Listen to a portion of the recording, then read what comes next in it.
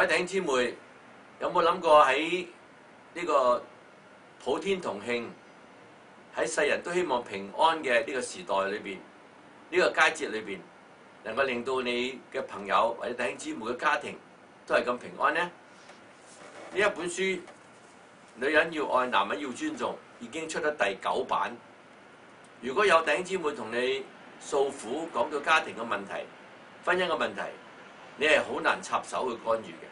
就算你係個婚姻專家都好，因為呢啲都係聽咗之後為佢祈禱。但係介紹佢睇，女人要愛，男人要尊重，我相信對佢嘅婚姻一定有幫助。唔單止恢復佢兩個關係，更加重要嘅呢個作者跟住寫咗一本書，體驗愛、經驗尊重，係透過查經嘅資料，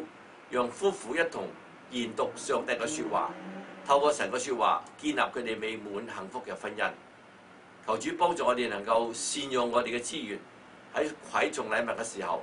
唔單止幫到人歡喜，能夠幫到人能夠建立幸福。